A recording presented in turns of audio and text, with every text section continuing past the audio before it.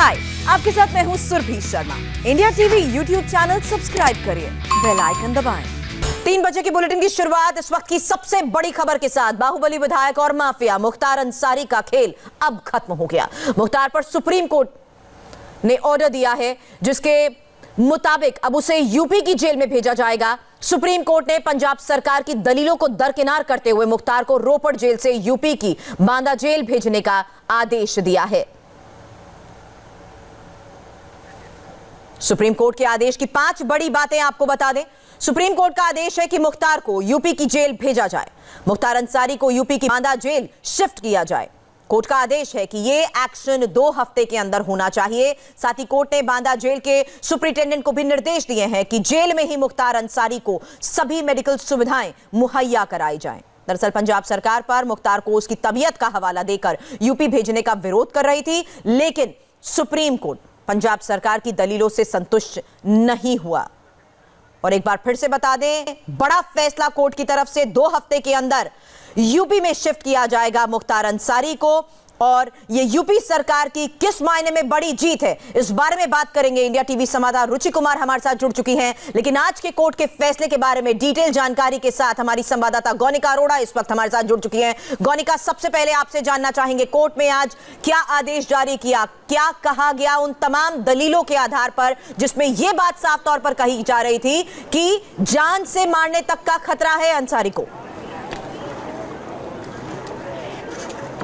देखिए, बिल्कुल कई दिनों से सुनवाई मुख्तार अंसारी के मामले पर चल रही थी, जिसमें मुख्तार अंसारी की खुद की भी एक याचिका थी जिसमें वो चाह रहा था कि जो भी उत्तर प्रदेश में उस पर मामले चल रहे हैं वो सभी मामलों को उत्तर प्रदेश के बाहर ट्रांसफर किया जाए, क्योंकि उसका ये कहना था, कोर्ट में जो दलीलें दी गई उसके वकील के द्वारा ये कहना था कि मुख्तार अंसारी की जान को खतरा है। उसे उत्तर प्रदेश अगर ट्रांसफर किया जाता है पंजाब जेल से तो उसकी जान को खतरा हो सकता है। इसके अलावा मेडिकल ग्राउंड्स का हवाला दिया गया। साथ ही साथ उत्तर प्रदेश सरकार का ये कहना था कि मुख्तार अंसारी कई मामलों में जो मामले एमपीएमएलए कोर्ट में चल रहे हैं या फिर और कई मामले जो अलग अलग कोर्ट्स में चल रहे हैं उसमें सुनवाई के लिए पेश नहीं हो रहा है, जिसके चलते उन मामलों की सुनवाई में बाधा पैदा हो रही है। लेकिन इसके बारे में मुख्तार अंसारी के वकील मुकुल रोहतगी ने कहा था कि मुख्तार अंसारी वीडियो कॉन्फ्रेंसिंग के जरिए कोर्ट्स में पेश हो रहा है। हालांकि उत्तर प्रदेश सरकार की तरफ से तुषार मेहता ने कहा था कि वीडियो कॉन्फ्रेंसिंग के जरिए सभी मामलों में पेश मुख्तार अंसारी नहीं हो रहा है, सही तरीके से कोऑपरेट नहीं किया जा रहा है, इसीलिए मुख्तार अंसारी को उत्तर प्रदेश ट्रांसफर किया जाना चाहिए।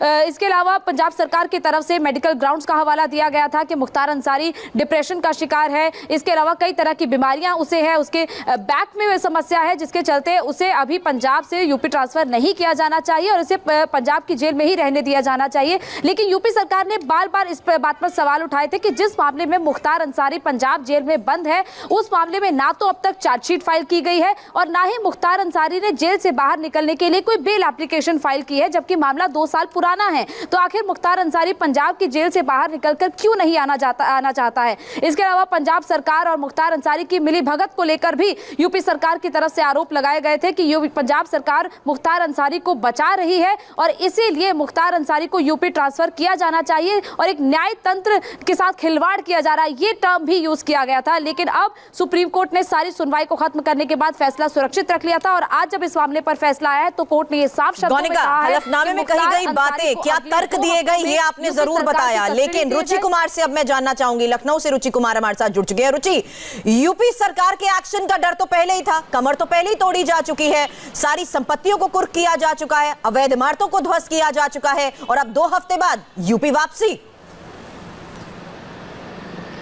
देखिए, सरकार यही कह रही है कि अब तक जो मुख्तार अंसारी चाहता था वो यूपी में कर पाता था, लेकिन जब से योगी सरकार आई है, सख्ती हुई है, मुख्तार अंसारी की करोड़ों रुपए की अवैध संपत्ति कुर्क कर दी गई है या उसे गिरा दिया गया है, तो सरकार ये कह रही है कि जो मुख्तार अंसारी के खिलाफ यूपी में मुकदमे चल रहे हैं उनमें से कुछ मुकदमे ऐसे हैं हत्या के, जिसमें ये इल्ज़ाम है कि मुख्तार अंसारी ने जेल में रहते हुए ये हत्याएं कराई हैं मऊ में।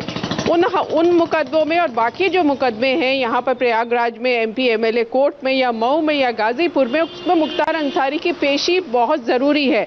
तो अब सुप्रीम कोर्ट का जो ये फैसला आया है, सरकार का कहना है कि बड़ी जीत है और जो लोग पीड़ित थे अब उनको इससे न्याय मिलेगा। मुख्तार अंसारी को पेशी पे ले जाया जाएगा और कोर्ट में इन मामलों में अब जल्दी सुनवाई हो पाएगी। रुचि, आप ही मामले जिस बात का आप जिक्र कर रहे हैं, दर्शकों को यहाँ पर बता दूं कि 10 मुकदमे हैं और यही बात बार बार कोर्ट के सामने भी रखी जा रही है कि 10 मुकदमे हैं, जिसमें से एक डबल मर्डर का मामला फाइनल स्टेज पर है। ट्रायल लगभग पूरा हो चुका है और फैसला भी रुचि किसी भी वक्त आ सकता है इस पर।